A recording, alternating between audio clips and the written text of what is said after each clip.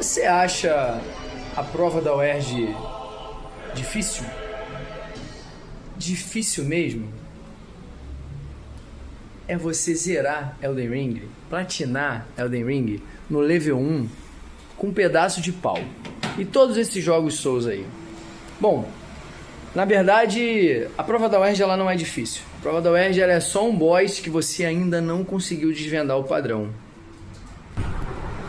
Eu sou o professor Michel Bernardo, de matemática, formado pelo IMPA, mestre, e repaginando agora o meu canal, Platinando com a Matemática, eu tô aqui para te mostrar um speedrun, um vídeo que eu fiz com as 10 últimas questões da UERJ, da prova discursiva, te mostrando aí os easter eggs da prova, os padrões, né?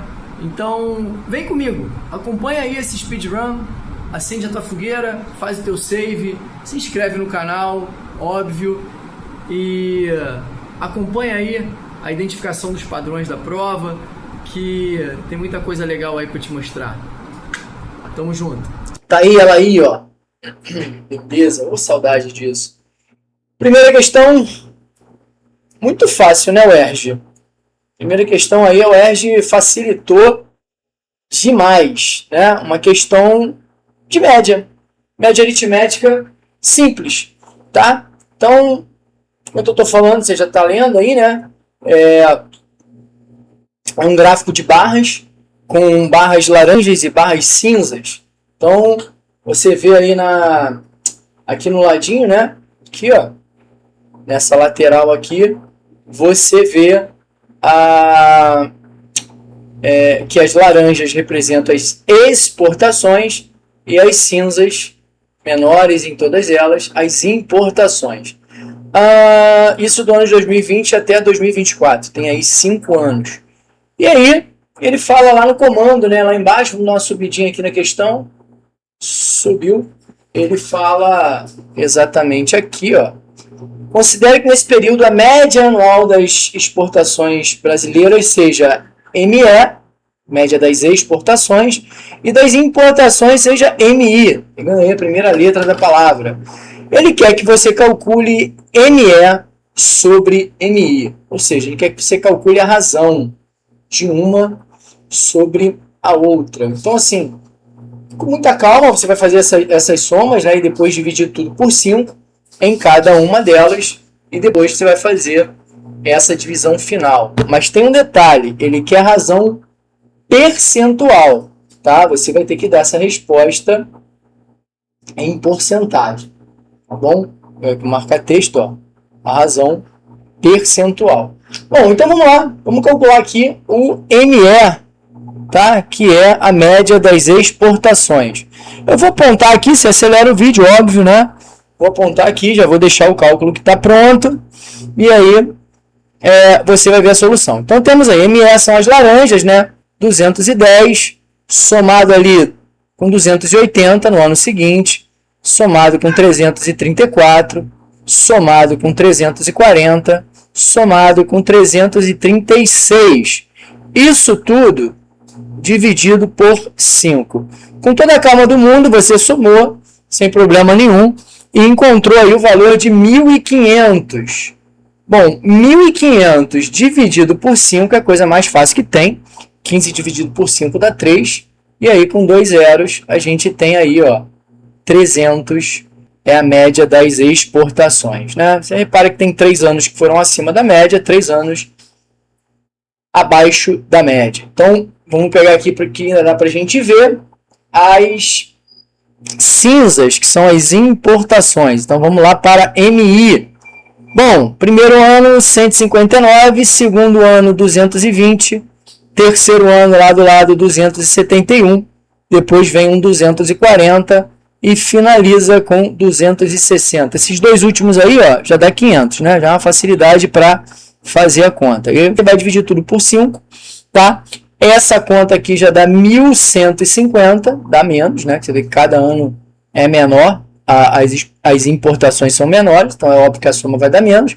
Dividido por 5, bonitinho aí, dá 230, tá? Redondinho. Ele quer que você coloque ME em cima e MI embaixo. Então ele quer que você faça, ó, ME dividido por MI. Então a UERJ está pedindo para você fazer 300 sobre 230. Ou seja, a UERJ, ó, cortando aqui, você está fazendo 30 dividido por 23. Bom, fazendo essa continha, pode ser aqui no cantinho? Vamos fazer ela aqui no cantinho, ó. 30 dividido por 23, a gente sabe que vai dar 1, né? Porque 30 dividido por 23 dá 1, dá 23, né? Sobram 7 aqui, né? E aí, para continuar, o que a gente faz? Bota o 0 e a vírgula.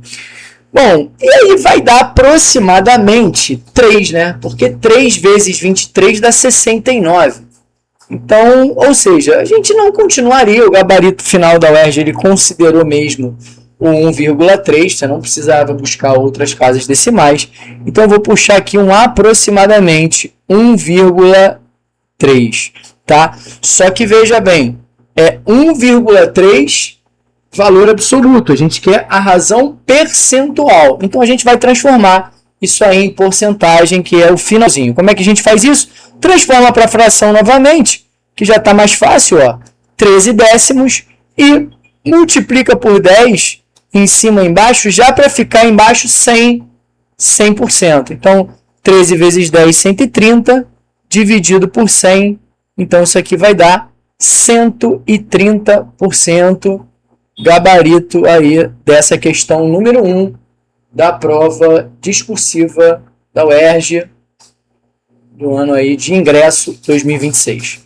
Tá bem? Eu dei um passo atrás, eu peguei 30 sobre 23, dividi, e ele ficou na razão, no decimal, tranquilos. Voltei para a fração com base 10, com denominador 10, depois 100, e aí finalizou. Beleza? Vamos para a próxima, questão de número 2.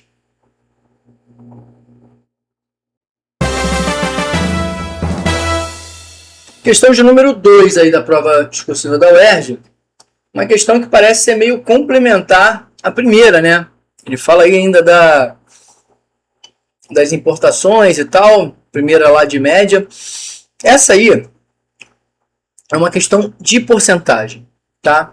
Então são cálculo de duas porcentagens que você vai fazer, uma em cima da outra. Você tem que ter um cuidadinho aí na interpretação, o que ele está pedindo, né? Ele está falando dos Estados Unidos, né? E depois ele fala a tarifa lá no comando, né? Então, vamos lá. Os dados disponibilizados pelo Ministério do Desenvolvimento e Indústria mostram a distribuição percentual do total das exportações do Brasil para estes países no ano de 2025, né, em junho. Então, as exportações... Aí ele dá o...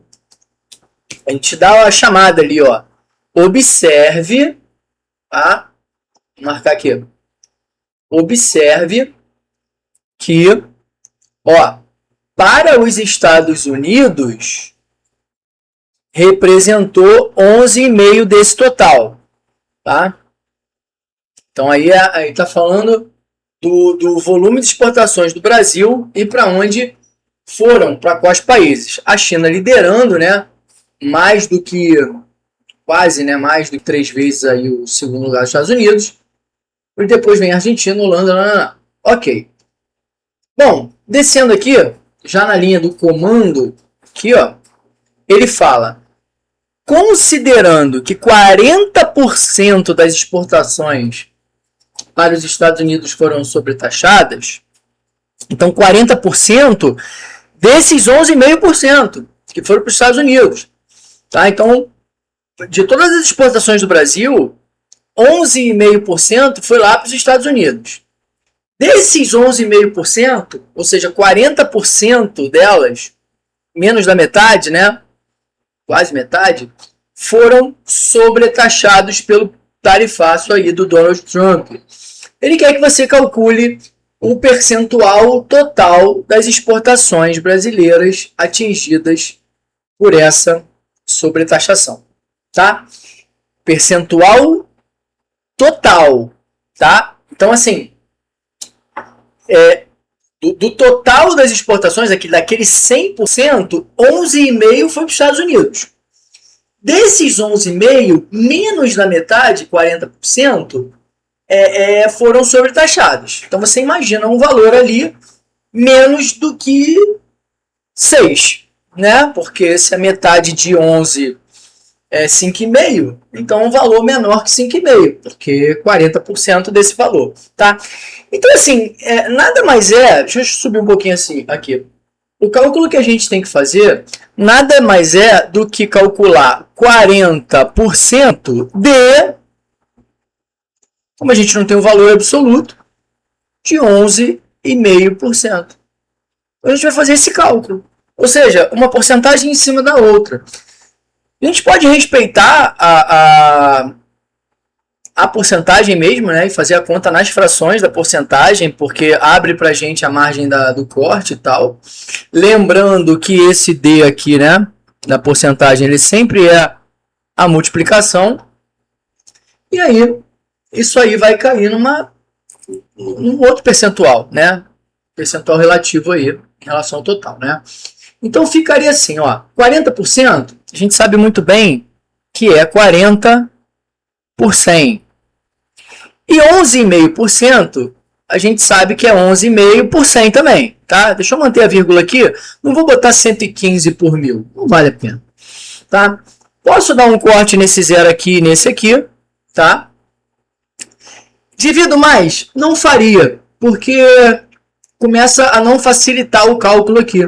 Então, eu acho que assim tá bom. Porque embaixo, 10 vezes 1.000, aqui embaixo, 10 vezes 1.000, ou 10 vezes 100, vai dar 1.000. E aí eu vou me ajeitar com a vírgula ali final e tal. Já tô quase na resposta, tá? Então, eu só faria aqui em cima, ó, deixa eu botar um marca-texto.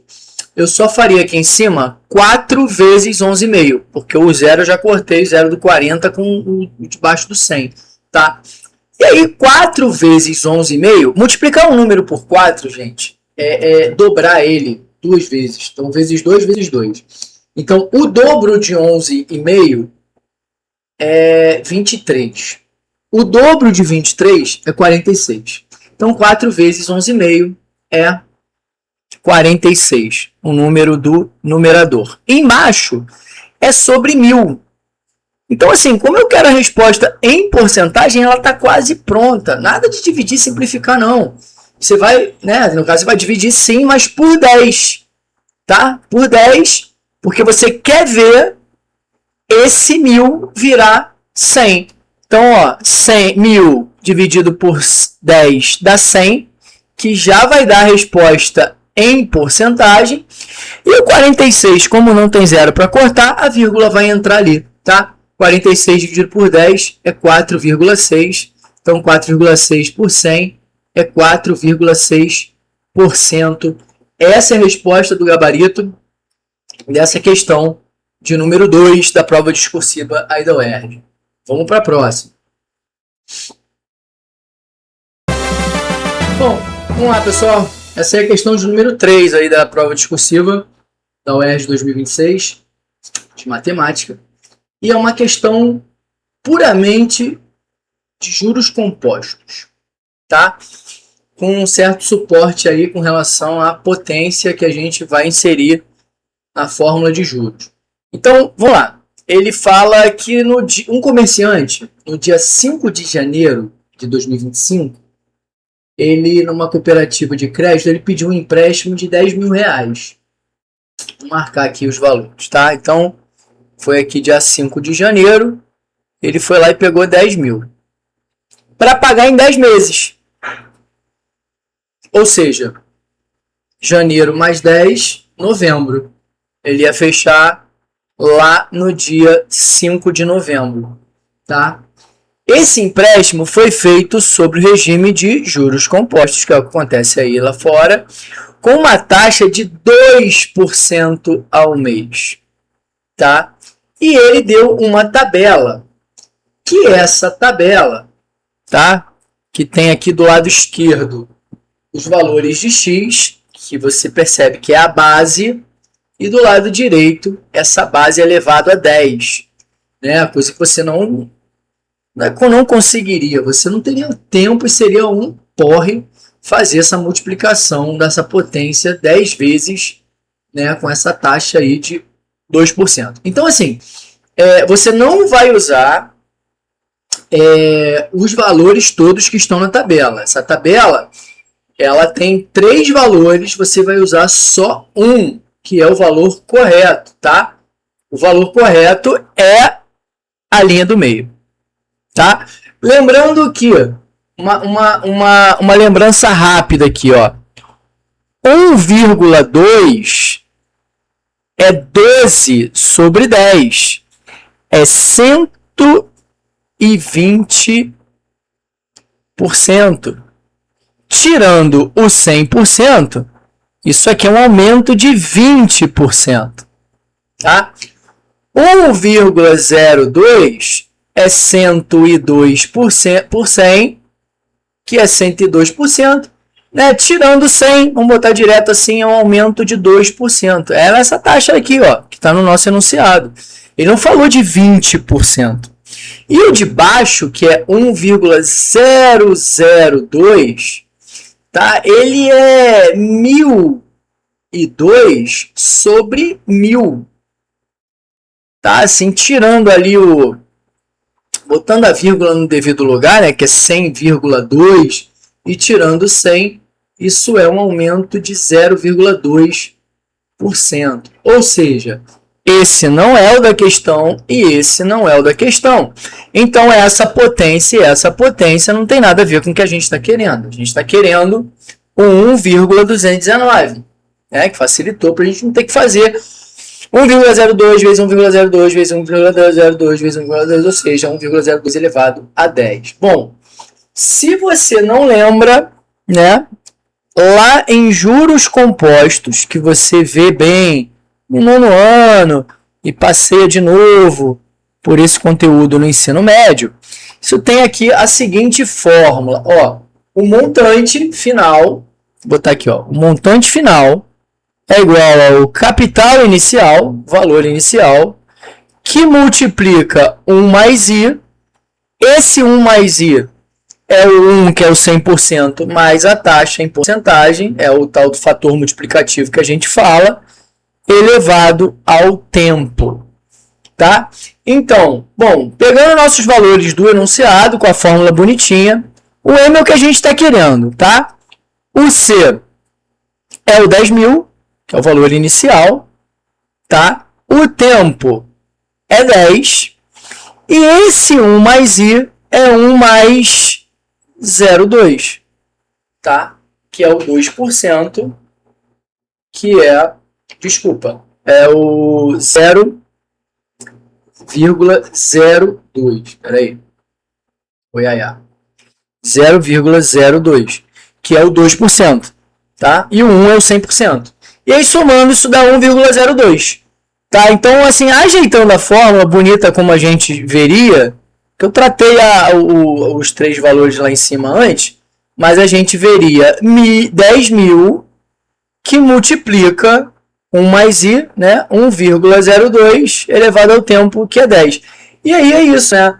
Você extrai isso aqui lá da tabela.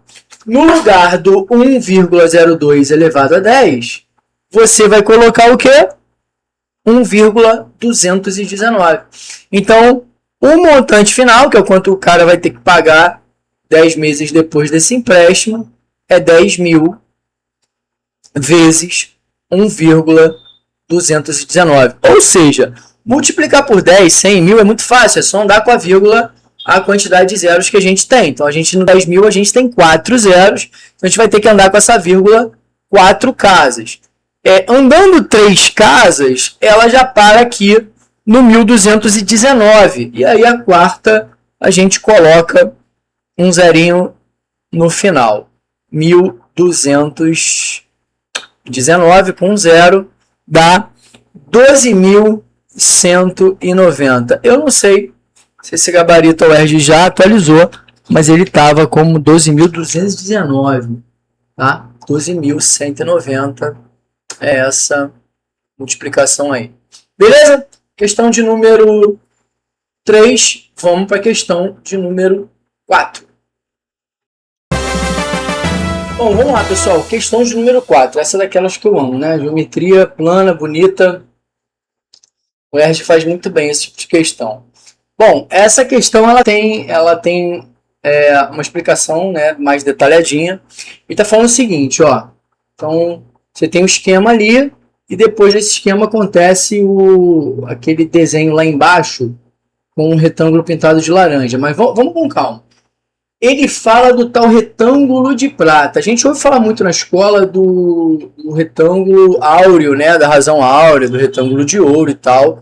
Aqui ele fala do retângulo de prata, que é um retângulo cuja razão entre o maior e o menor lado é igual ao número de prata P. O número áureo é aquele φ de Euler e tal, é outro esqueminha. Bom, considere os seguintes passos de construção do retângulo de prata ABEF. O triângulo de prata é o triângulo, o retângulo de prata é o retângulo lá de baixo, tá? Retangulão ABEF, tá? Ele é bem esticadão, ele é mais esticado aí que o áureo. O retângulo áureo, ele é meio que ali o nosso cartão de banco, né? Aquele retângulozinho ali com aquelas dimensões. Bom, traçou um quadrado com lado 1 decímetro. Se preocupar com relação à unidade, porque é isso, né? 1 decímetro só. Então, vou botar aqui, ó. Isso aqui vale 1, isso aqui vale 1, isso aqui vale 1, isso aqui vale 1. Tá dado aqui no número 1. Número 2, são duas etapas só. Número 2, tomando-se C como centro e AC como raio, traçou um arco de circunferência AGE. É todo esse pontilhado que você está vendo no desenho. O G é o ponto de interseção com a reta AF lá em cima no retângulo, né? E é o ponto de interseção com a reta BC aqui embaixo, tá? Ele fecha o grande retângulo. Então, olha só, eu vou pegar aqui uma cor rosa, tá? Então, isso aqui, ó, é o raio. Isso aqui é o raio.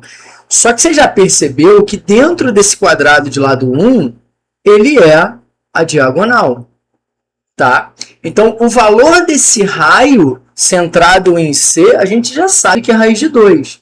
Ah, não entendi. Olha só, nesse triângulo retângulo que eu estou marcando aqui de vermelho, jogando ele aqui para fora e usando o famoso teorema de Pitágoras, tá? Você tem que... Esse D é o raio, tá, gente? Eu vou botar D igual a R, tá? Vamos usar o D aqui. O D ao quadrado, que é a hipotenusa, é igual a 1 ao quadrado mais 1 ao quadrado. Ou seja, o quadrado da hipotenusa é igual à soma do quadrado dos catetos. D ao quadrado é igual a 1 mais 1, que é 2. Passou para lá, a gente tem que o D é raiz de 2.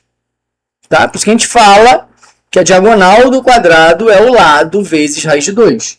Tá? Então, já poderia pegar isso aí, tomar como verdade e colocar ali no AC raiz de 2. Agora, perceba bem, se o AC é raio e o arco ele vem ali do A e para no E, o CE também é raio.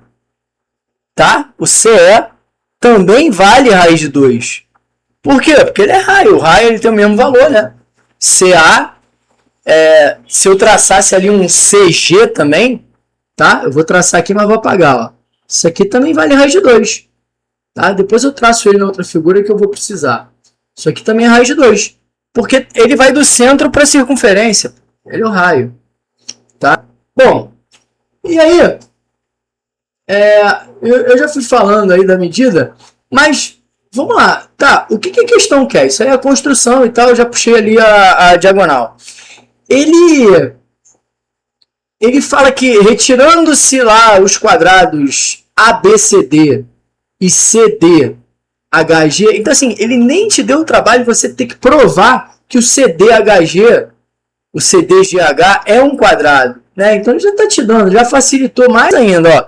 Se isso aqui é 1, isso aqui é 1, isso aqui é 1, isso aqui é 1, olhou para o quadrado do lado que tem o CD compartilhado, isso aqui é 1, isso aqui é 1, isso aqui é 1. Tá? Isso tudo é 1. E aí você acabou de perceber que o CE, né, que é isso aqui, ó, tudo, ele vale raiz de 2. Então, meus amigos, o HE, que é esse que eu estou puxando de vermelho, ele é o raiz de 2 menos 1. Né? Ou seja, é o segmento inteiro menos o CH. Ele é raiz de 2 menos 1. Eu estou falando isso porque o comando da questão está logo aqui. Ó. É uma questão de demonstração. Ele quer que você prove que esses retângulos são semelhantes. E ele fala logo na linha de cima, eles são semelhantes se essa razão aqui é satisfeita. Ó. Se essa proporção é satisfeita. E essa proporção, ou seja, qualquer uma das duas razões, da esquerda ou da direita, tem como resposta o número P, que é o número de prata, e ele pede depois para você também calcular o número de prata. Então, assim, você vai demonstrar que aquilo ali é verdade, né? Com os valores mesmo que já estão calculados ali, você vai colocar ali e vai ver que vai dar. Os dois membros da equação vão dar iguais, então vai estar demonstrado. E você vai ver que um membro só é suficiente para você achar o número de prata. Então, vamos fazer o seguinte, ó, eu vou pegar aqui do meu lado esquerdo a própria razão, ó, BE sobre AB igual a EF sobre EH. Tá? E vou puxar aqui do lado, vou botar de vermelho e vamos olhar aqui, ó. Quem é BE? BE, gente, é o segmento que vai de ponta a ponta. Estou pegando ele aqui de verde, ó. Ó. O BE vai daqui até aqui, ó. Então ele é de B até C, ele é 1. E de C até E, ele é raiz de 2. Então ele é 1 mais raiz de 2. Tá? Isso é o BE. 1 mais raiz de 2. Dividido por AB. O AB é 1. Para. Já posso tirar aqui, se eu quiser, tá? O P, ó, aqui na primeira razão eu já posso tirar para você que o P é isso aí, ó. O P, o número de prata, é 1 mais raiz de 2 sobre 1, ou seja, é 1 mais raiz de 2. Tá? Então aqui, ó, o número P tá aqui já, na primeira razão, BE sobre AB.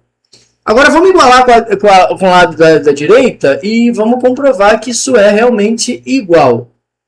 E tá? O lado da direita ele pega aqui em cima com o EF e você olha lá, o EF é o lado também do quadrado ali 1, tá? Que é o AB sendo estendido até o lado direito. Só que dividido pelo EH, que é a raiz de 2 menos 1, como eu já falei ali em cima. Então, assim, olhando a cara deles, você fala que é diferente, mas é porque rola uma racionalização ali, tá? Que se você multiplicar cruzado, já é suficiente para ver que os membros são iguais. Então, né, dá no mesmo. Então, vamos fazer a multiplicação cruzada? Olha só. Na diagonal aqui, ó, que sobe, vamos dizer assim, 1 vezes 1 dá 1. Tá? Então, 1 vezes 1 dá 1. Então, o lado da diagonal que desce tem que dar 1 também. Que, ou seja, é a multiplicação de 1 mais raiz de 2 com 1 menos raiz de 2. Opa! Com raiz de 2 menos 1. Tá? Quem se liga aí naquele produto notável, produto da soma pela diferença, pode já meter ali a diferença de quadrados. Mas vamos fazer a distributiva, que não faz mal para ninguém. Vou fazer a distributiva aqui, ó. 1 com raiz de 2, 1 com menos 1, raiz de 2 com raiz de 2, raiz de 2 com menos 1. Isso porque o 1 está aqui esperando o lado direito para a gente dar o ok da demonstração. Tá? Então vamos lá. 1 vezes raiz de 2, raiz de 2. 1 vezes menos 1, menos 1. Agora, raiz de 2 vezes raiz de 2 dá raiz de 4, que é 2. E raiz de 2 menos 1 dá menos raiz de 2. Raiz de 2 na ponta com a outra da outra ponta corta, tá? Então a gente tem aqui menos 1 mais 2, que é 1, ou seja, 1 é igual a 1. Todo mundo sabe como queríamos demonstrar, a gente fazia muito na faculdade, né? Então, tá demonstrado bonitinho aí, tá?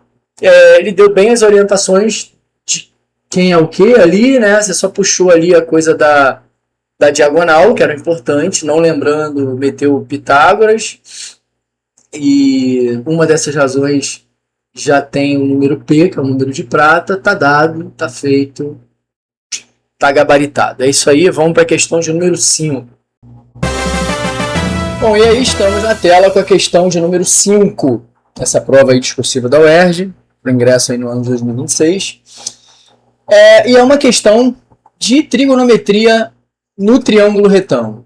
Vou ler o enunciado aqui e ver qual é a ideia dessa questão. Ó. Questão contextualizada, fala do campus do Maracanã, da UERJ, que foi onde eu estudei, inclusive. Tem um estacionamento ali protegido por árvores e tal. A área desse estacionamento se aproxima da área de um triângulo retângulo ABC. A gente está vendo ele na figura. Bom, descendo aí o enunciado, a gente vê do lado da figura a tabela dos notáveis, né?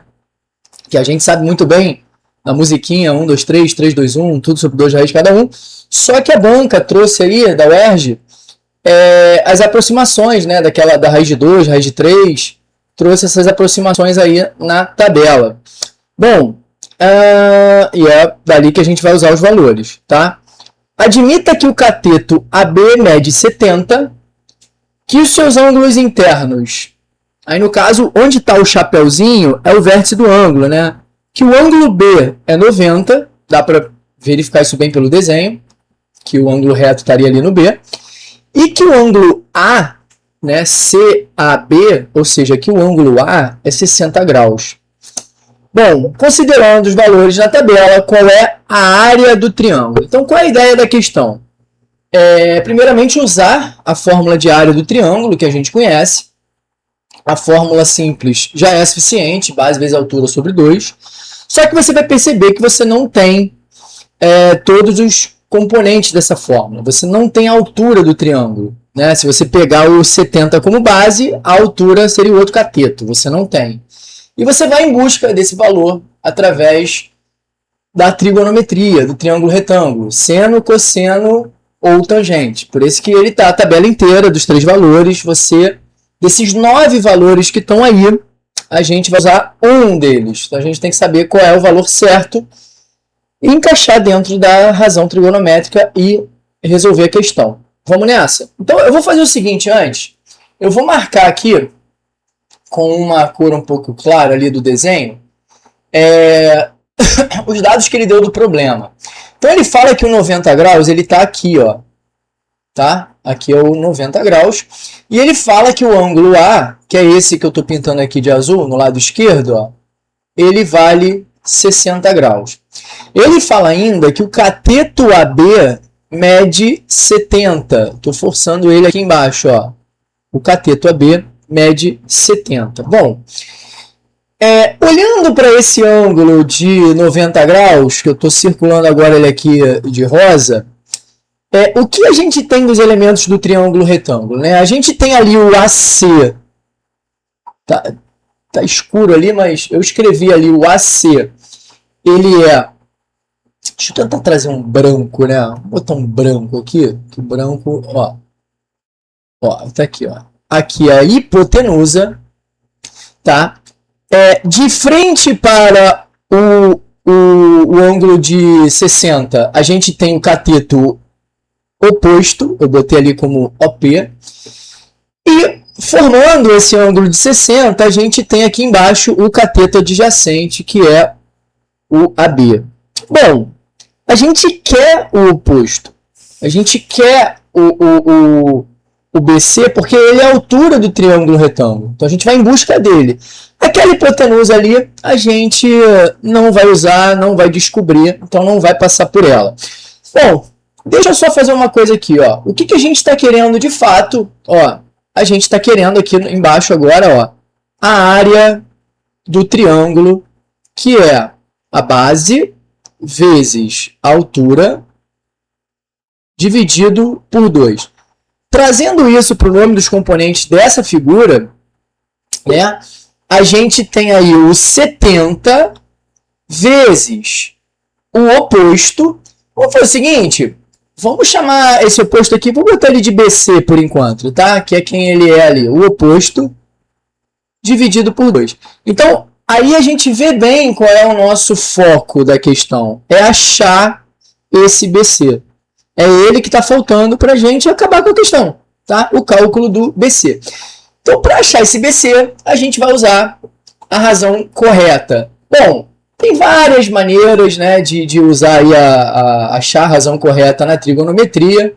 Eu até hoje uso o SOHCAHTOA, né, que assim, identificando quem eu tenho e quem eu quero, eu consigo pegar a razão que eu vou usar. Então, eu tenho o adjacente e eu quero o oposto. Então, oposto e adjacente aqui, ó, é a terceira sílaba, é o TOA. Então, é uma questão de tangente. Tangente de 60. E a tabela traz aqui pra gente, ó. Tangente de 60, que a gente sabe muito bem que é raiz de 3. Ela está com aproximação aí decimal, 1,73. É esse valor que a gente vai usar, tá? Então, vou fazer aqui do lado do triângulo, tá? A conta da tangente. Então, vou fazer aqui, ó, do lado esquerdo, vamos lá para cima. A gente vai fazer o seguinte. A tangente, ó, de 60, ela é o oposto sobre o adjacente. E ela vale 1,73, como está ali na tabelinha. Oposto, vamos chamar de BC. Aqui, ó, vamos deixar aqui, ó, o BC dividido pelo adjacente, que é o 70, é igual ao valor da tangente de 60, que é 1,73. Na multiplicação cruzada, o 70 encontra o 1,73 e a gente acha o valor do BC, porque aqui embaixo estaria 1, né? Então, a gente chega na seguinte conclusão. O BC, ele vale 1,73 vezes 70. Fazendo essa continha aí com calma, né? Percebendo aí que você tem que andar 2 casas por conta da vírgula, aqui de 1,73. Você vai encontrar 121,10. Ou seja, 121 metros e 10 centímetros. Esse valor você vai deslocar para a fórmula ali da área do triângulo e vai terminar a questão achando a área como ele pediu. Tá? Os números não são muito legais, porque isso aí são valores reais ali da rua, do estacionamento e tal. Então acaba dando esses valores com vírgula, são um pouco chatinhos, né? Então, ó, continuando aqui, a área do nosso triângulo vai ser 70 vezes 121,1 sobre 2. Bom, na prova, né, eu cortaria o 70 com o 2, né, colocaria aqui o 35 e faria essa conta 35 vezes 121 para achar o valor final, tá? Fazendo aí com calma, 35 vezes 121,1, você vai achar 4.238,50, e aí a unidade é metro quadrado. Para uma prova discursiva como é essa, muito importante você colocar a unidade correta para não ficar perdendo pontos mínimos, né? Então, essa foi uma questão relativamente tranquila, de uma matéria do ensino fundamental, né? Ela mora ali no 9º ano. E aí, comenta. Você achou, deu mole em alguma área? Usou alguma razão diferente? Não lembrou da razão trigonométrica? É isso aí. Bom, vamos para a próxima questão de número 6, que é a questão dos carros. Vamos nessa. Salve, pessoal. Olha ela aí, ó. Olha aí a questão do carro dessa prova da UERJ discursiva de ingresso no ano de 2026. Essa questão ela é fácil de cálculo, né? Ela é uma questão, no enunciado dela você vê, ela não tem praticamente nada, ela tem um valor só ali, o 54, ele pede um valor mínimo, É uma questão que envolve um pouco a coisa da combinatória, né, do arranjo circular, mas a gente não precisa ir por aí, não tem fórmula para fazer essa questão. Ela tem um bom raciocínio lógico, uma boa interpretação do problema e uma rascunhada ali nos exemplos do desenho. Você consegue entender o que ele está te dizendo na condição ali e resolver essa questão tranquilamente. Bom, vamos ao enunciado aqui.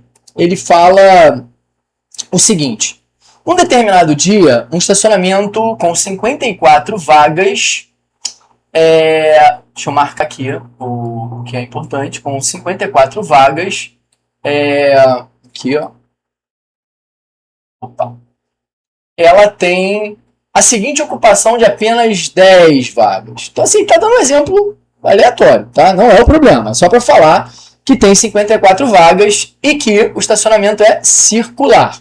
Cara, dizer que ele é circular, ele já diz uma coisa pra gente aqui de cara, tá? Se eu considerar essa aqui como a vaga número 1, tá? Ela tá colada com a vaga de número 54, né? Ou seja, quem é vizinho da primeira vaga é a segunda vaga e a 54ª vaga. Então, toda vaga tem duas vagas vizinhas. Não é um estacionamento linear, onde algum carro vai ficar encostado na parede ou não vai ter vaga do lado dele, tá?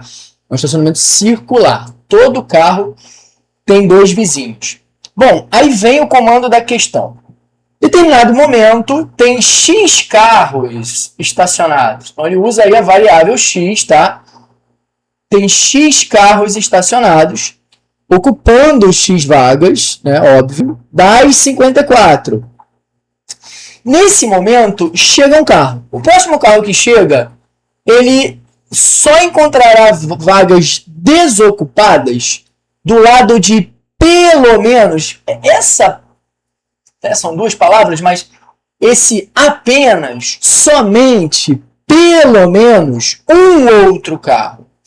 E aí esse pelo menos, ele está me referindo aí ao mínimo. Qual é o menor valor de X? Se não tivesse condição nenhuma, né, o menor valor de X seria 54. Chegou lá, não tem vaga nenhuma, mas tem uma condição. Né? Eu tenho X vagas ocupadas. Ele não fala um valor numérico, ele fala X vagas ocupadas. Você vai perceber que há uma relação das vagas desocupadas com esse X, tá? A gente vai pensar bem sobre isso aí. Então, eu tenho X vagas ocupadas, onde quando o carro chega, e aí vamos colocar no lugar do carro? Vamos chegar? Vamos lá, ó. Tem um carro aqui que eu vou chamar de C, tá? Onde tem carro na vaga, eu boto um C. Onde não tem, eu vou botar de D, de desocupado. Tá? Então, assim, vamos dizer que eu chego, aqui tá vazio, tá? Aqui tá desocupado. E a gente chega aqui para essa vaga. O que o enunciado está dizendo? Que existe pelo menos um outro carro já estacionado do meu lado. E existe. É esse aqui, ó. Então isso quer dizer que do meu lado direito é vaga também. Desocupada. Tá? Porque no pelo menos a gente garantiu que o da esquerda já está ali. Eu comecei com ele. Não posso botar um outro na minha direita que eu vou furar a esse enunciado condicional. Agora, vamos dizer que agora você chegou nessa vaga aqui e não chegou nessa primeira que eu falei. Você chegou na do lado, que está desocupada, que a gente concluiu agora. Como do lado esquerdo está desocupado, do lado direito precisa ter um carro. Porque senão fura o enunciado. Porque senão eu vou chegar numa vaga e eu não vou ter carro ocupado do lado. Ele está falando o contrário. Ó, só encontrará vagas desocupadas do lado de pelo menos um carro. Então, senão você não encontra vaga. Encontrei uma vaga desocupada. Ela tem pelo menos um carro do lado. Então, se não é do lado esquerdo, é do lado direito. Beleza. Aí a gente chega com um carro aqui, né? Obviamente aqui a gente não vai parar porque tem um carro, vamos pro lado. A gente chegou aqui do lado. Bom, se do lado já tem um carro e eu quero valor mínimo, aqui é vaga desocupada. Tá? Se eu vou então para o outro lado e eu do lado esquerdo eu cheguei. nessa vaga. Do lado esquerdo, aí vamos dizer, tá, então aqui é desocupado, tá? Porque se eu tenho um carro aqui, nessa vaga aqui, eu garanto que a da direita é desocupada. Eu cheguei nessa vaga aqui agora, da direita é desocupada. Se na esquerda está desocupada também, obrigatoriamente na direita está ocupada. E aí, a ideia é você perceber, vou pegar aqui de verde, esses blocos CDD. Vou pegar até uma outra cor. Tá aqui, ó. CDD, CDD e CDD. E aí vai. Ou seja, essa conclusão CDD, carro, vaga, vaga, carro, vaga, vaga, carro, vaga, vaga, ela é a lógica da parada. Então, se X é a quantidade de carros estacionados, 2x é a quantidade de carros não estacionados, ou seja, vagas livres. Então você vê isso num bloco de 3, você vê isso num bloco de 6, você vê isso num bloco de 9, então você vai ver isso num bloco de 54. Ficou bem entendido? Porque se isso acontece a cada bloquinho de 3, fui lá, vi 3 vagas. Tem um carro e 2 vagas. Outro bloco do lado, um carro e 2 vagas. E assim você fecha o círculo, tá? Então, a gente pode pensar dessa maneira aqui que super funciona. Ó, carros no estacionamento, X desocupados, é o dobro, 2x.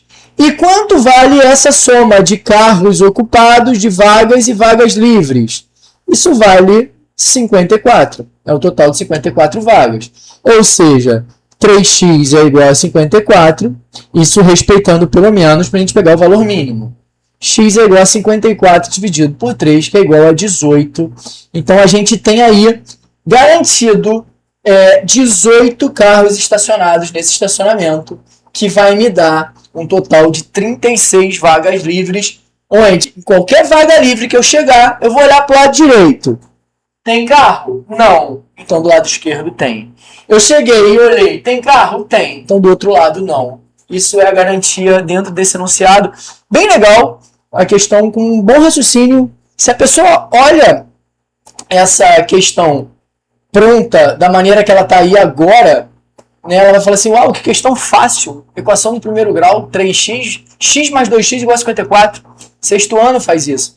Mas o entendimento lógico ali é muito legal. Não usei combinação, não compliquei, tá? Essa é a ideia. Vamos agora, você que está acompanhando tudo, vamos para a questão de número 7, que é uma questão de função afim e quadrática. Vamos nessa. Bom, olha a questão 7 aí na tela, dessa prova discursiva de matemática da UERJ, para o ingresso do ano 2026, que fala de função. Uma questão que foi construída trazendo duas funções. A função polinomial do primeiro grau, função afim, e a função do segundo grau, conforme está aí no enunciado. Tá? Então, aqui uma função afim e uma função quadrática. Bom, vamos resumir esse enunciado aí. No laboratório, né, duas plantas cresceram, né, duas plantas diferentes. Germinaram ao mesmo tempo, ou seja, começaram a crescer do zero ao mesmo tempo. Ao longo de 12 dias, então, esse ciclo se fecha de observação durante 12 dias, foi registrada a altura da planta. Todo dia registrava a altura da planta, tá? Um matemático foi lá e ajudou a construir os modelos. Bom, o detalhe, a altura é o y, tá? Em centímetros, e o x é o número de dias. Isso é o mais normal, né? O x corre na horizontal, são os dias passando, e a altura na vertical, geralmente a gente usa ali o y, né, normalmente. Bom, a planta 1 foi modelada por uma função afim, que a gente sabe aí muito bem que o gráfico é uma reta, saiu marca-texto, que o gráfico é uma reta, e a planta número 2 foi modelada por uma parábola, tá? Repara que o coeficiente aqui onde está o x ao quadrado é negativo, então essa parábola está com a concavidade para baixo. Agora a gente não sabe exatamente ali qual é o momento que vai pegar, né? Vai pegar a parte crescente da parábola, óbvio, porque a planta está crescendo, né? E você tem uma reta e uma parábola. Então é a famosa questão do ponto de encontro. Ó. Ele quer que você, a banca quer que você calcule o dia, ó, em que as duas plantas tiveram a mesma altura. Ou seja, quando o x delas é igual, dando o mesmo y. Tá? Quando determinado x, determinado dia, eu vou lá na altura, elas têm a mesma altura. Ou seja, é o ponto de encontro no gráfico dessas duas funções. De forma nenhuma eu vou trabalhar com gráfico aqui, desenhar gráfico para ver o ponto de interseção. Eu não estou usando software, não estou usando nenhuma ferramenta que vai me dar essa certeza gráfica. Então a gente vai da álgebra, a gente vai para o cálculo, para a igualdade das funções. Tem duas coisas acontecendo aí. A função quadrática está pronta. A planta 2, ele me deu a função prontinha. Está ali na mão. A planta 1, não. Eles me deram a informação que ela passa pelo ponto 4, 5. Então a gente tem que saber determinar a função a partir do ponto que ela passa. Bom, vou colocar aqui do lado esquerdo planta 1. Tá? E vamos pensar graficamente. Olha só, eu tenho aqui o eixo Y, eu tenho aqui o eixo X, tá? Eu tenho aqui o ponto, vamos botar aqui, ó, 4, 5, tá? Esse aqui é o ponto, ó, 4, 5, que ele fala que essa planta vai estar. Ou seja, o que ele está dizendo aí? Que no dia 4, a primeira planta tem 5 centímetros. É o que ele está falando, tá? Então tem um ponto dessa planta que eu sei que é uma reta. Agora, a gente sabe que para a gente determinar uma reta, determinar a equação dessa reta, ou a lei de formação da função afim, a gente precisa de 2 pontos. Porque a função afim, ela é y igual a x mais b. Então, qual é o outro ponto? Elas germinaram ao mesmo tempo, elas partiram do solo, elas cresceram do zero. Então, o primeiro ponto é a origem. Tá? Então, esse b dessa função afim, ele é zero, que é o ponto de partida da função afim, né? Onde ela corta o eixo y, é zero. Então, a gente vai colocar ali o x valendo 4, o y valendo 5, e vai determinar essa leizinha de formação da primeira função. Vai ficar assim, ó, 5, que é o y, é igual a 4a, tá?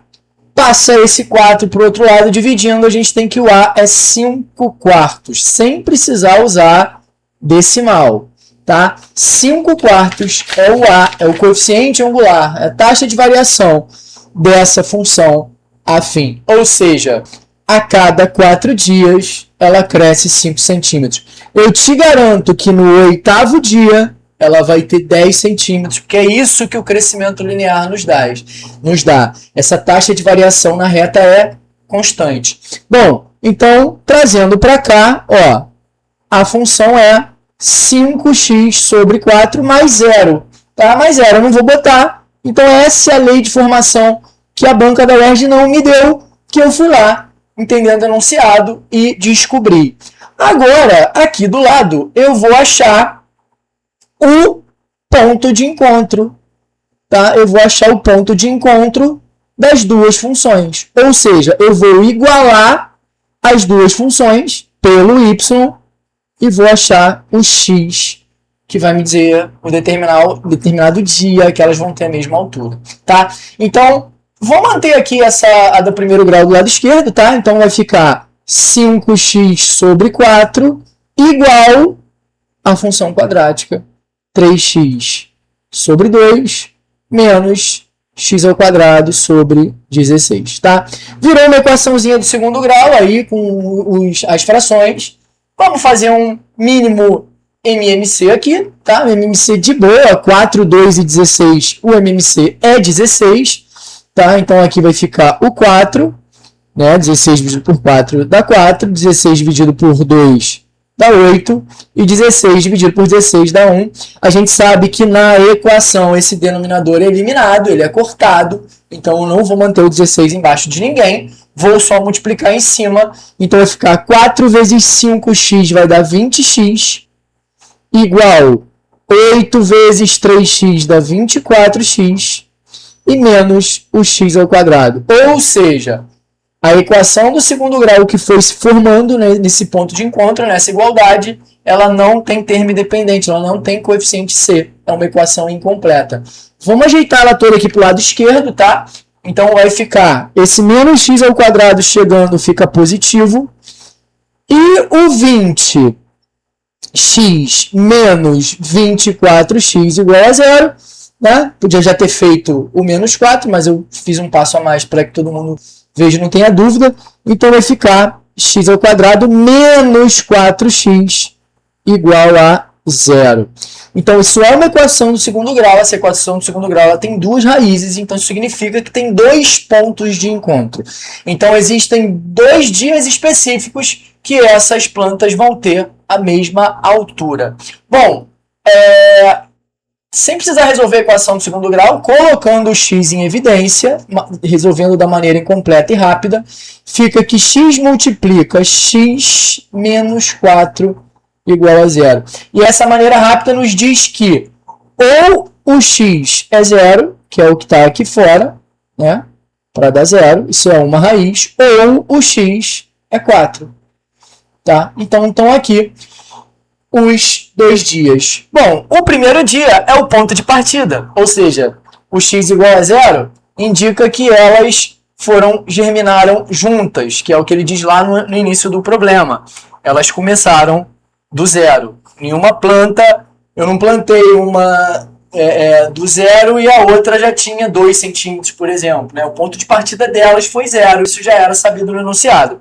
Agora, tá aqui, ó, elas vão ter o mesmo tamanho no quarto dia, tá? Então, vale uma respostinha bonita aqui, só para ficar, tá? Olha, no quarto dia, vírgula, ambas terão o mesmo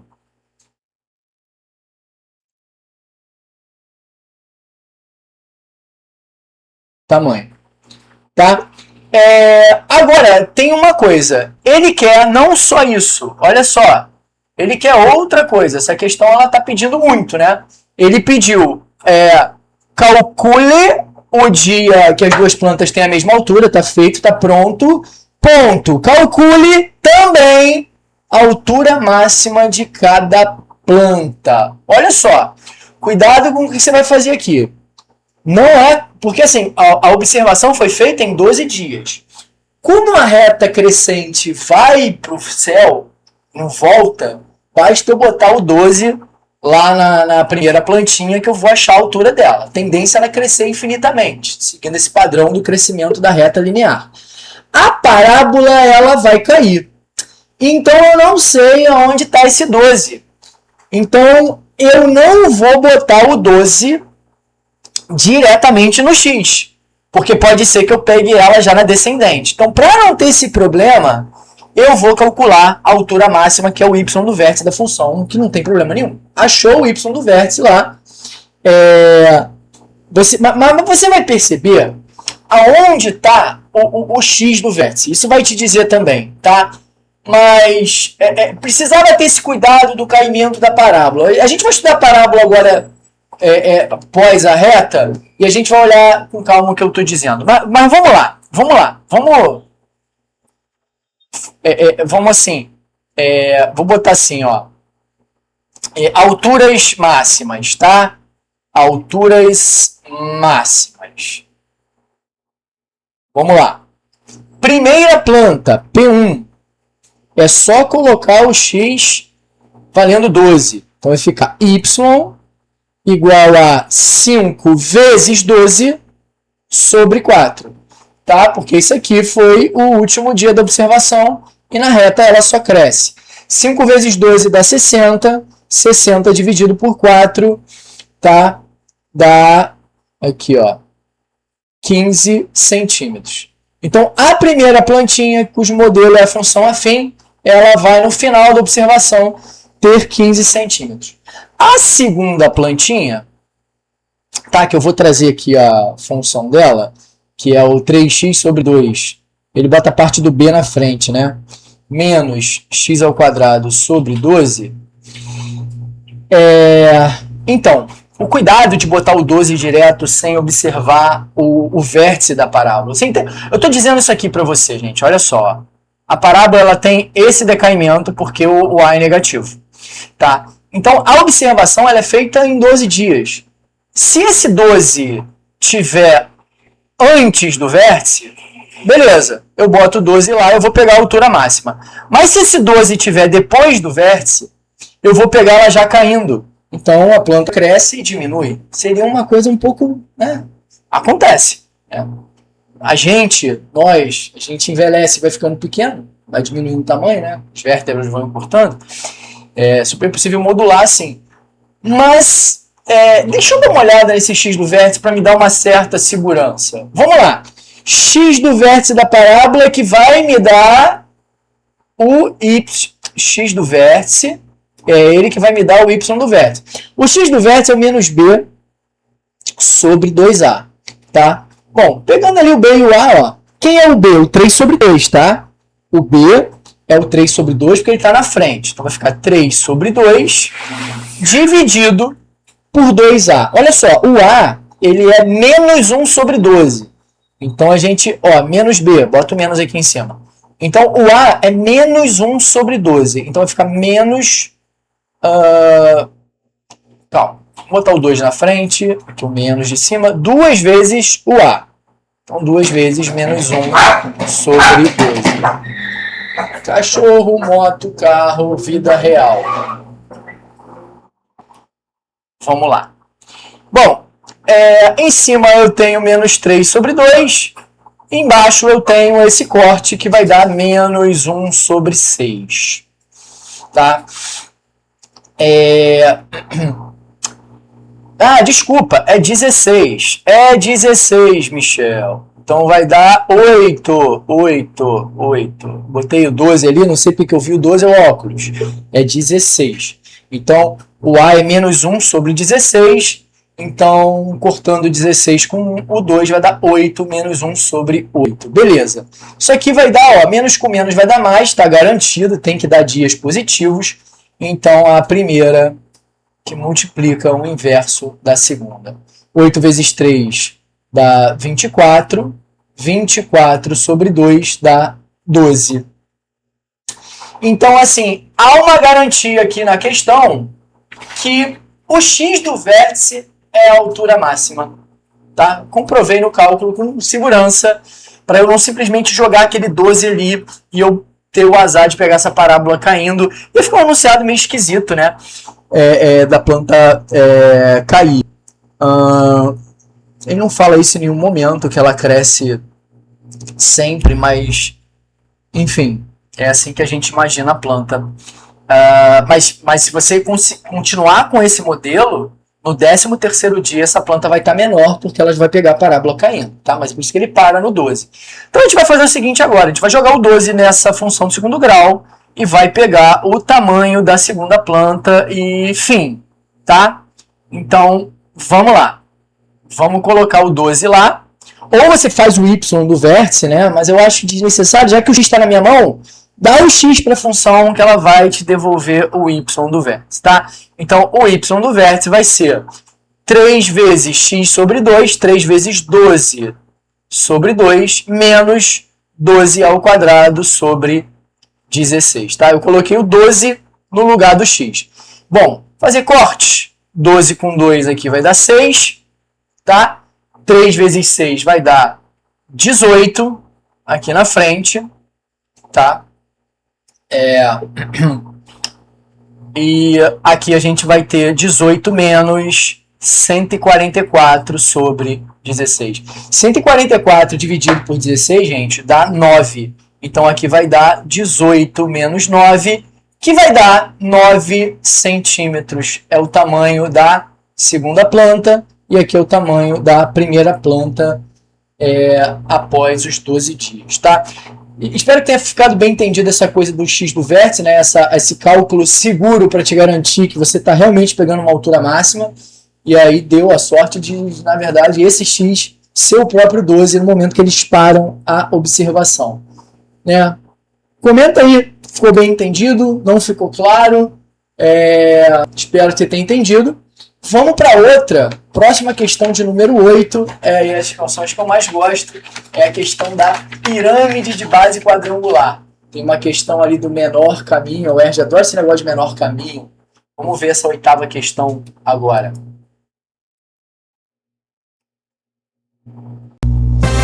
Olha ela aí, olha a pirâmide aí, assim, se eu pudesse, se tivesse uma votação para escolher a melhor questão da prova, essa seria a minha, por conta do conteúdo que eu sou tão apaixonado, que é a geometria, e a geometria espacial principalmente, né? Os sólidos geométricos. Então a gente tem aí uma questão de pirâmide, tá? Uma questão de pirâmide de base quadrada, você vê a famosa pirâmide do Egito aí no desenho. E ele quer, você vê logo o comando, tá logo ali na cara, ele quer a altura da pirâmide, tá? Ele não quer volume, ele não quer área, ele quer a altura dessa pirâmide, tá? A altura dessa pirâmide não está desenhada ali, né? E ela tá desenhada na questão um AFC laranja, tá? Bom, vamos extrair as coisas importantes desse enunciado. A pirâmide quadrangular regular, isso tudo que ele diz, né? A pirâmide quadrangular regular, ele está dizendo para a gente que a base é um quadrado, tá? Então, depois ele confirma que a base ABCD tem todas as arestas congruentes. Então, ele é um quadradinho ali embaixo. Não, tem mais. Ela fala que todas as arestas são congruentes. Todas as arestas, as laterais e as da base. Então, qualquer aresta aí tem o mesmo tamanho. Bom, sobre suas faces laterais, um ponto material se desloca do vértice A ao vértice C, percorrendo o menor caminho possível. Gente, a UERJ adora questão de menor caminho possível em cima de sólido.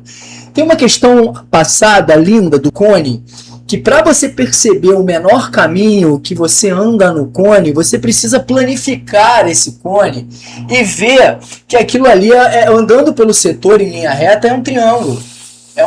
Então, assim, sempre que falarem menor caminho do sólido, num sólido, menor caminho, planifica, joga para o plano, planifica o sólido. Planifica as tais faces, que você vai ver o menor caminho. E, gente, o menor caminho sempre é a linha reta, tá? Então, vamos lá. Peguei uma questão de menor caminho. Planifica, porque você não sabe se é daqui para ali, para cá, para ali, para cá. Porque na imagem, como você está vendo aí, tá fazendo um ângulo, né? Está fazendo um ângulo tridimensional ali, um ângulo com as faces, um ângulo de abertura. No F, existe um ângulo desses triângulos, mas aí isso te gera uma confusão mental. Será que esse F está mais embaixo, está mais em cima, está no meio? Caramba, eu não sei. Então, você vai precisar planificar para olhar essa linha reta. Quando ele fala que todas as arestas são congruentes, o que a gente tem de conclusão aqui? A base é um quadrado. E as laterais são triângulos equiláteros. Tá? A base é um quadrado. Porque o quadrado é um quadrilátero que está na base, que são lados iguais a um quadrado. E você está vendo muito bem, né? A pirâmide, todas as laterais da pirâmide são triângulos. Se eles têm as mesmas arestas, as mesmas medidas, a gente está falando de triângulos equiláteros. E aí, quando você planifica as duas faces onde o AFC está contido, você vê dois triângulos equiláteros se formando num losango. Isso é bonito demais, né? Então, vamos no desenho aqui, ó. Eu vou pegar o seguinte, ó. Eu vou tentar, deixa eu te mostrar aqui. Eu vou pegar aqui, não sei se você sacou. Ó, eu vou planificar. Botei um bush aqui, ó. Eu vou planificar essas duas faces aqui, tá? Vou jogar elas aqui pro lado, tá? Já na planificação, tá? E aí vai ficar assim, ó. Deixa eu tentar buscar aqui a ferramenta de triângulo. Olha só. Ok.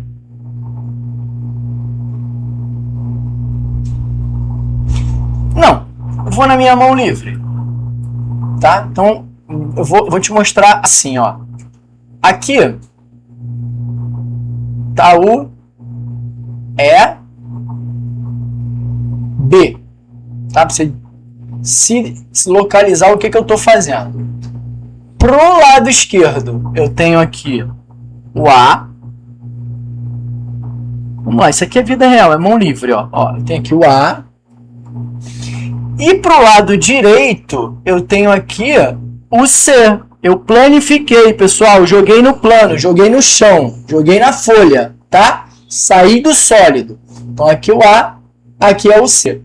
O laranja, ele tá aqui, ó.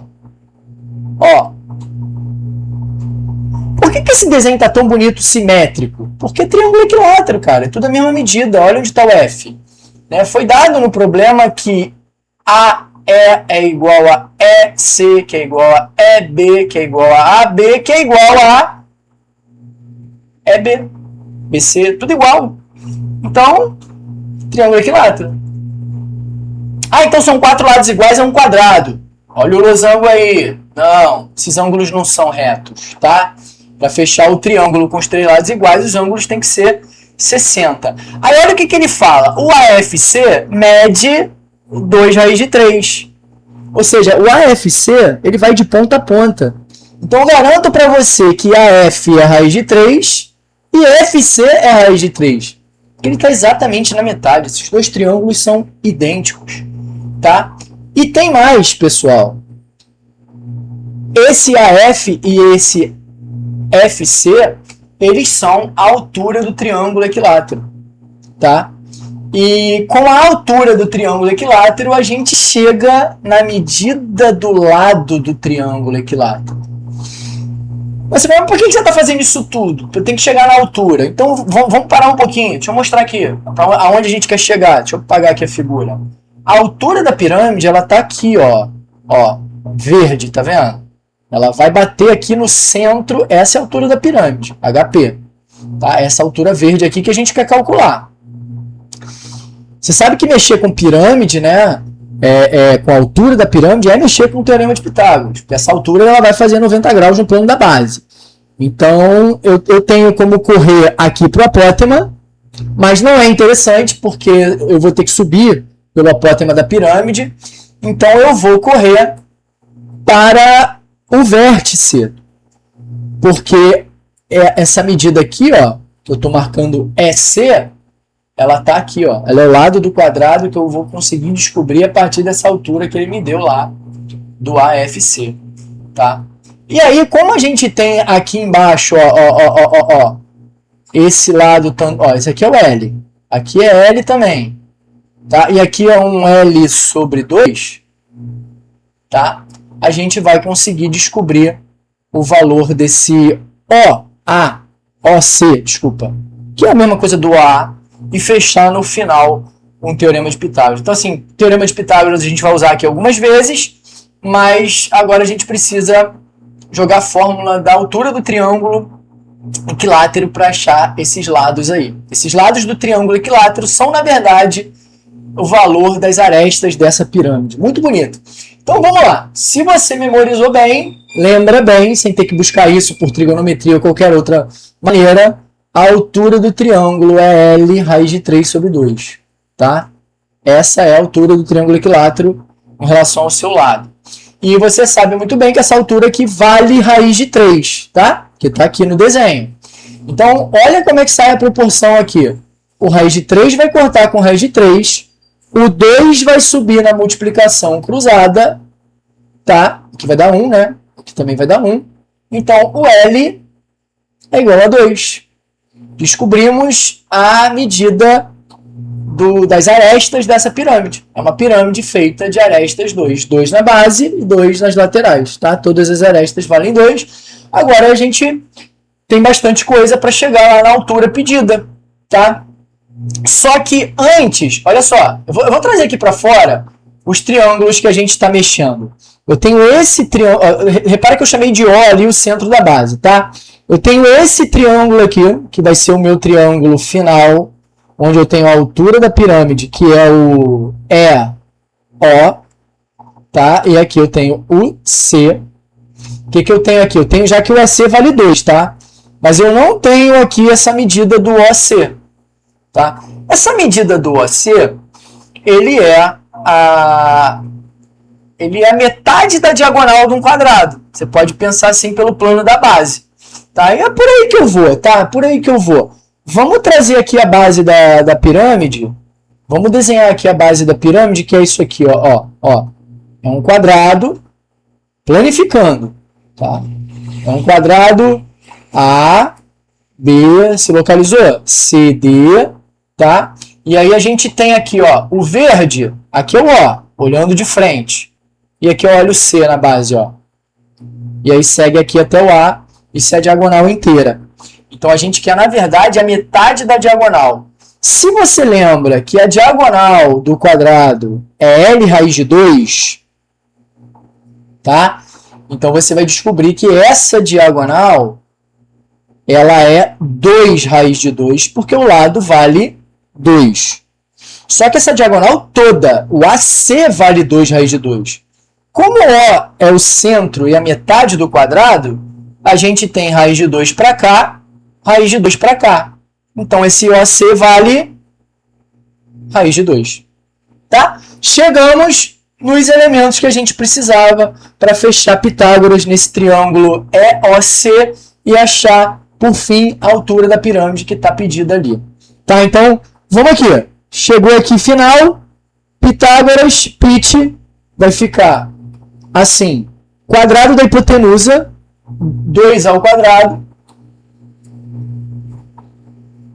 é igual a soma do quadrado dos catetos. A altura da pirâmide ao quadrado mais raiz de 2 ao quadrado. Tá? Então vai ficar 4 igual a altura ao quadrado da pirâmide mais raiz de 2 ao quadrado é 2. Passa para lá, vamos fazer aqui do lado. Altura ao quadrado da pirâmide, 4 menos 2 é 2. Tiramos a raiz. A altura da pirâmide é raiz de 2. Essa é o gabarito. Esse é o gabarito da questão que o Erd tanto queria que você chegasse. Uma questão muito bonita, talvez aí, em termos gerais da maioria, seja a questão talvez mais difícil, complexa da prova, que exija mais domínio, né? Tanto da parte visual, de fazer a planificação, de lembrar do triângulo equilátero, da fórmula da altura, né? Enxergar ali a altura da pirâmide, onde ela está batendo, por onde você vai, pegar o teorema de Pitágoras correto, né? Uma questão rica dentro da geometria espacial que recai sempre na geometria plana. Muito legal, tá? Vamos para a questão de número 9, agora dessa prova aí da UERJ discursiva, que é a do dado que anda no tabuleiro. Vamos para ela. Bom, olha ela aí, a questão do dado que rola. Então, mais uma questão da UERJ nessa prova discursiva que pede duas coisas.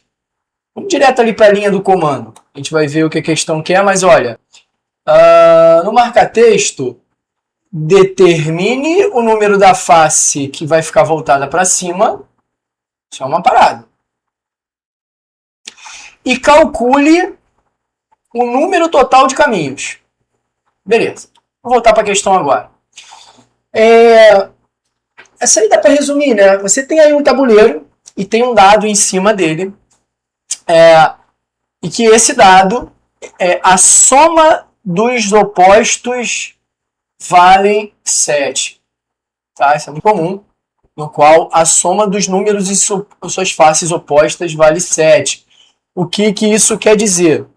Que o 1 ele está em oposto com o 6, que o 2 ele está em oposto com o 5 e que o 3 ele está em oposto com o 4. Se você seguir, você vai pegar a volta. O 4 está com 3, o 5 está com 2 e o 6 está com 1, porque todas essas somas aí dão 7. Tá? Então, no desenho, na figura 1, você está vendo o 6 aqui na nossa frente. É porque o 1 está lá atrás. Você está vendo o 4 no topo, porque o 3 está colado no tabuleiro. Você está vendo o 2 na direita, porque o 5 está na esquerda. Tá? Essa é a certeza diante do que o enunciado está dizendo. Então, interessante agora. Admita que esse dado só pode rolar para a direita ou para frente. Tá? O que ele chama para frente é descer o tabuleiro aqui. Tá vindo para a gente, tá? Tá descendo. E para a direita está indo, no caso, para a direita mesmo. Tá? Então tá descendo, tá indo para frente, tá indo para a direita. Cara, é a famosa questão da formiguinha que anda para a direita e para cima. Né, a famosa questão do carro que também só pode para a direita e para cima. Por quê? Se eu faço uma questão dessa e falo que o dado, além de ir para a direita, ele pode ir para a esquerda, ou além de ir para frente, ele pode ir para trás, esse dado vai ficar em looping infinito e nunca vai ter um total de caminhos. Porque se ele vai para a direita, ele volta para a esquerda. Se ele vai para a direita, ele volta para a esquerda. Então ele fica nessa. Se ele vai para frente, ele vai para trás. Ou seja, uma vez indo para a direita, ou ele vem para frente ou ele vai para a direita de novo, ele não vai voltar. Então a gente está sempre indo em uma direção. Tá? Então a gente está sempre indo nesse vetor direita-frente. Tá bom? A gente está sempre caminhando. Ó, a gente está sempre caminhando para cá. Tá? Ou tudo para a direita ou tudo para baixo. Né? Frente pode ficar para baixo ali. Então a gente está andando nessa diagonal.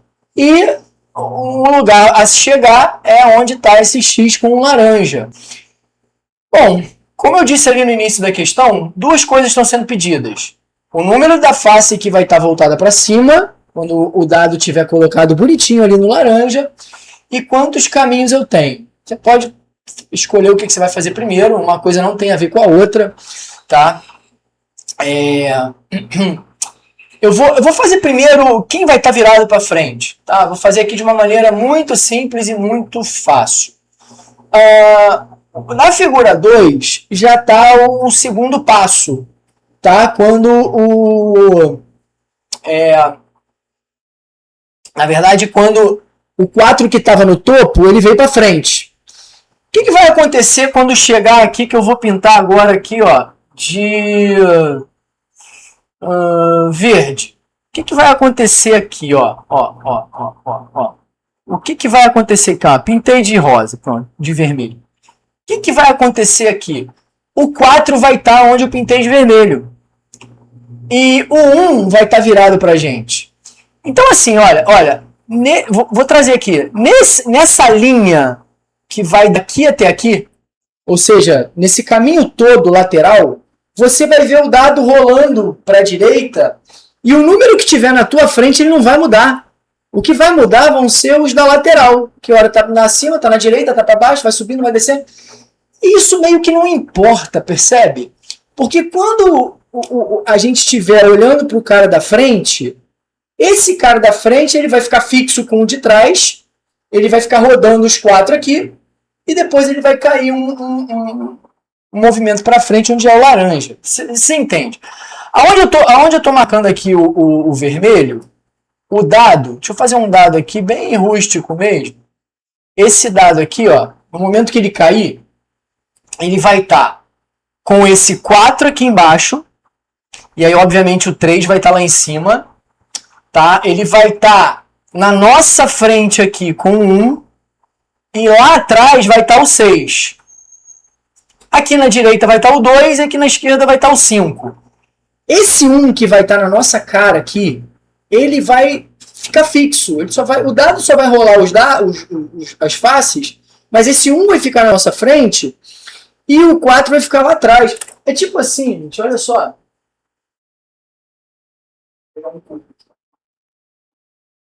E aí? Olha pra mim. Vamos lá. Deixa eu mudar a tela aqui, ó.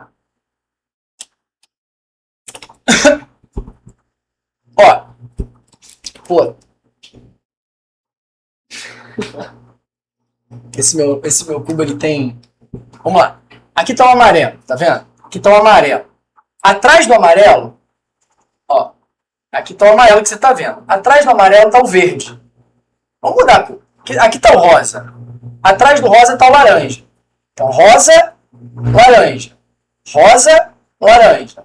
Tá? O laranja tá na nossa frente. O rosa eu sei que tá lá atrás. Quando eu rodo, cara, esse laranja vai estar sempre olhando para você. E o rosa vai estar sempre olhando para mim. Olha o rosa olhando para mim. Rodei. Então, esse cara que você tá olhando, eu posso rodar ele para a direita 1 milhão de vezes. E aí, quando eu caio, ele vai para o chão. Quem tá em cima é a resposta. Você entende? Então, olha só. Vamos voltar lá para a questão.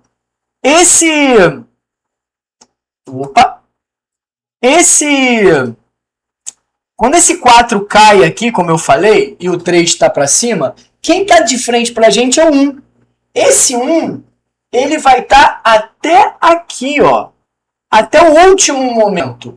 E aí, quando eu caio para frente, é o 1 que vai cair aqui no laranja. É o 1 que vai tocar o solo. Não precisa pensar quem está na direita, quem está na esquerda. Pensa só quem vai tocar o solo. Quem está tocando o solo nessa figura 2? O 6. Quando eu jogo para esse lugar vermelho que eu botei, quem vai tocar o solo vai ser o 4. E aí vai rodando, mas o 1 está na nossa frente. Até o final, do lado direito.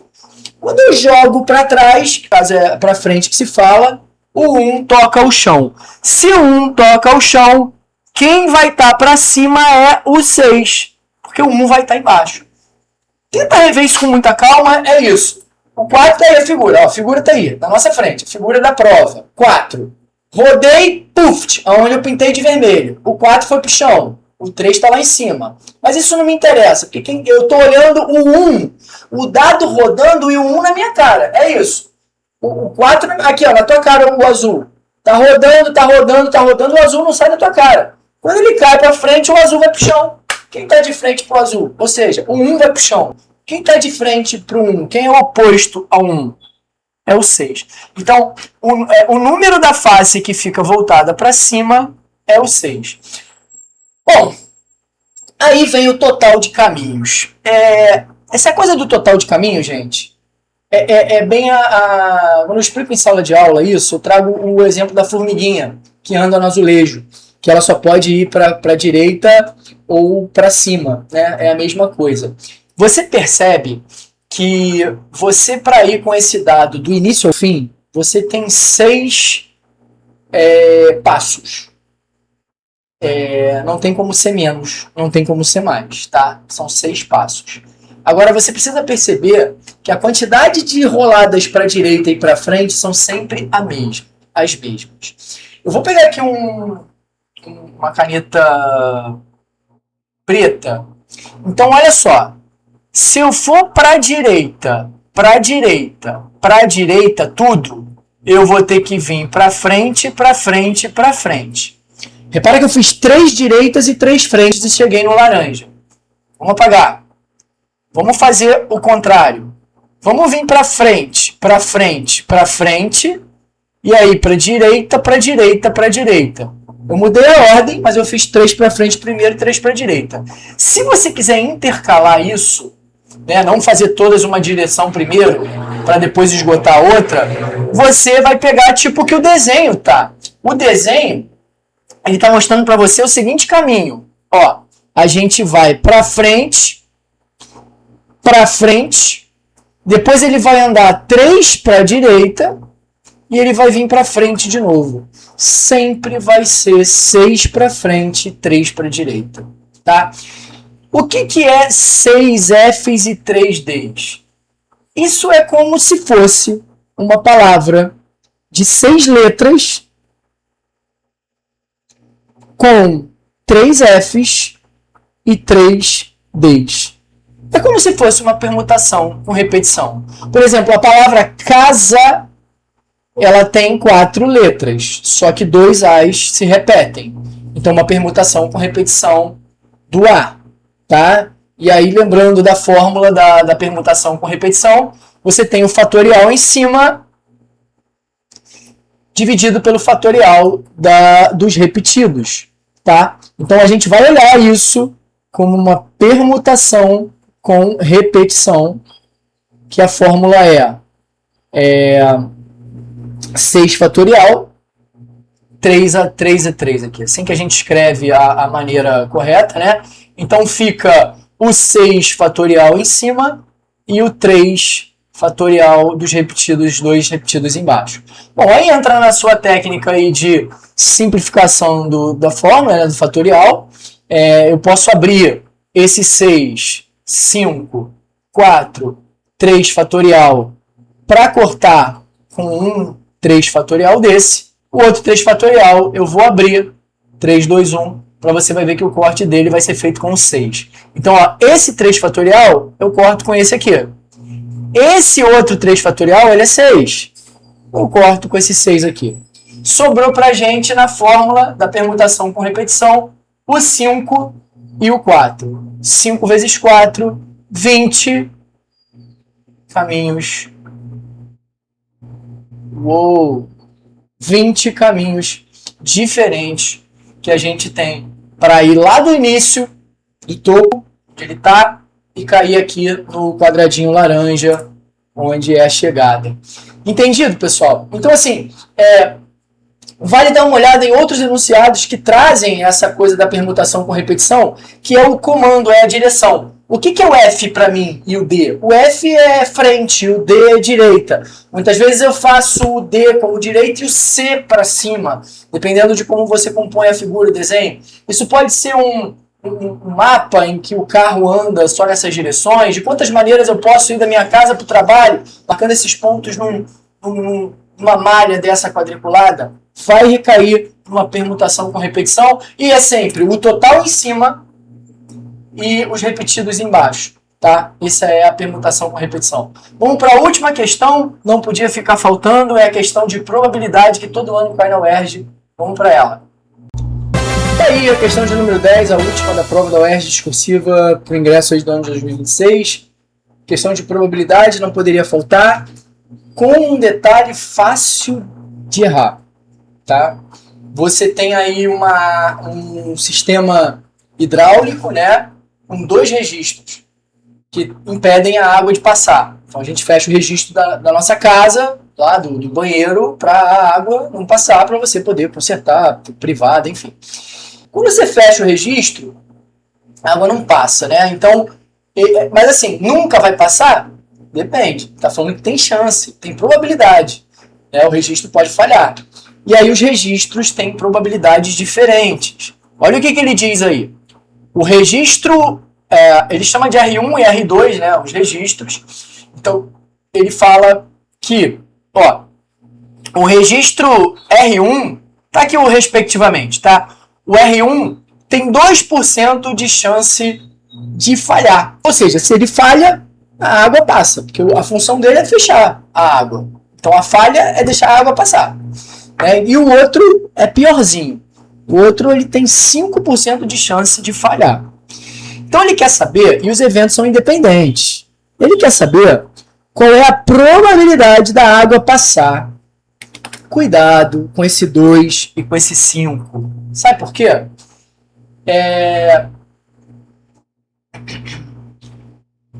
A água passa em 3 situações diferentes. Se os 2 registros falharem, a água passa. Agora, se o de cima segura e o de baixo falha, a água passa. Se o de cima falha e o de baixo segura, a água passa. A água só não passa se os dois não falharem. Então, assim, pô, Michel, posso trabalhar os 3 casos e somar? Pode, vai te dar um certo trabalho. O primeiro falhou, o segundo não. O segundo falhou e o primeiro não. E os dois falharam. Esses são os 3 casos que você vai somar isso depois, em que há falha, ou seja, em que a água vai passar. Porque a gente está falando de 2 registros independentes. Qual é o mais rápido aí, o mais fácil de se calcular? Até porque esses percentuais pequenininhos vão trazer para a gente números decimais muito chatinhos. Então, o ideal seria você ver qual é a probabilidade da água não passar. Trabalhar que ela só não vai passar com um caso, que é quando os dois segurarem, quando os dois não falharem. Eu tenho 4 opções. Falha os dois, não falha os dois, falha o primeiro, o segundo não, falha o segundo, o primeiro não. Então, os dois não falham quando a água não vai passar. O resto, ou seja, 100% menos esse caso, é a resposta que a gente está querendo. Isso é muito comum no cálculo da probabilidade, tá?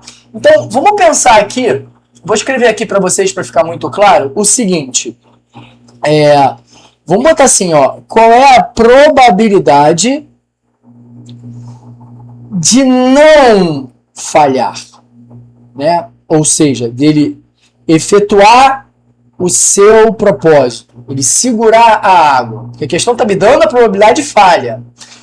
O registro 1, ele falha em 2% dos casos. Ele não falha em 98% dos casos.